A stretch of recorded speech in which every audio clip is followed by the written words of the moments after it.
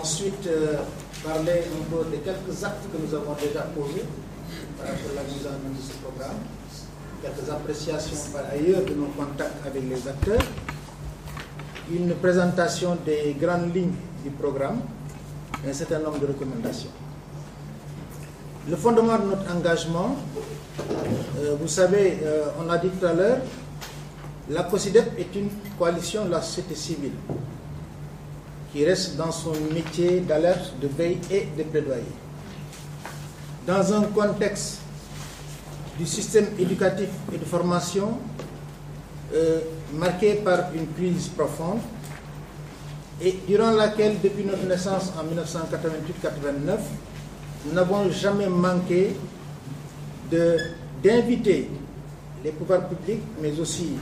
les organisations communautaires, les autres acteurs du système, à réfléchir dans le sens d'aller vers une refondation du système d'éducation et de formation. Ça a toujours été notre bataille,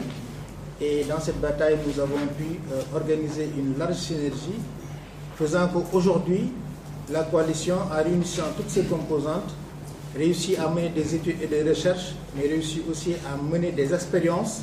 pour montrer jusqu'où l'implication de la société civile dans la mise en œuvre de politiques publiques est importante et jusqu'où l'implication de cette société civile porte une dimension d'amélioration des politiques et programmes projets. C'est la raison pour laquelle donc nous avons traversé une année de plaidoyer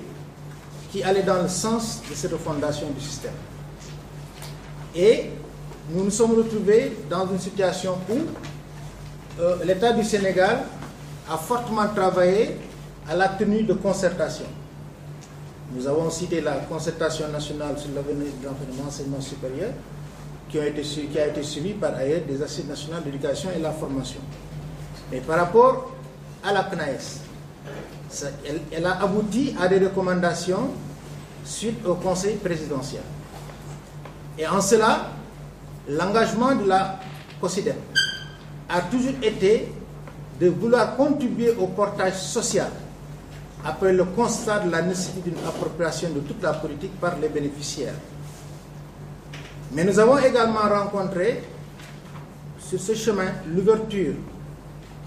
notoire et remarquable du ministère de l'Enseignement supérieur et de la Recherche qui a cherché, vaille que vaille, à collaborer avec la communauté citoyenne, mais également à collaborer avec des organisations de la société civile, dont la nôtre. Monsieur le ministre est venu rendre visite à notre coalition et lors de son passage à notre siège, comme on l'a rappelé tout à l'heure,